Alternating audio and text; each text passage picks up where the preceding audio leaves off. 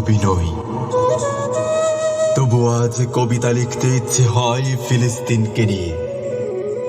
কাব্য সাজিয়ে ফিলিস্তিনকে আমার হৃদয়ে ধারণ করতে আজ খুব ইচ্ছে হয়। আমি সাহিত্যিক নই, তবু আজ সাহিত্য সাজাতে ইচ্ছে হয় প্যালেস্টাইনের সকল শহীদদের চির স্বপ্নকে নিয়ে।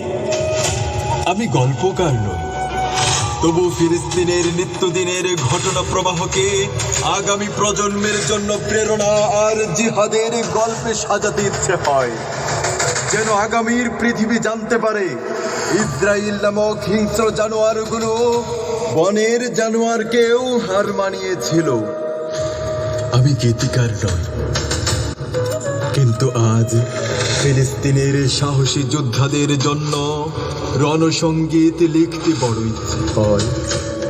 ইতিহাস নিয়ে পড়লেও এখন আর আমি ইতিহাস চর্চা করি না, কিন্তু আমার এখন ইচ্ছে হয় আল আকসার মুসল্লিদের উপর বড় বড় হামলাকে আগামীর জন্য ইতিহাস লিখে যেতে।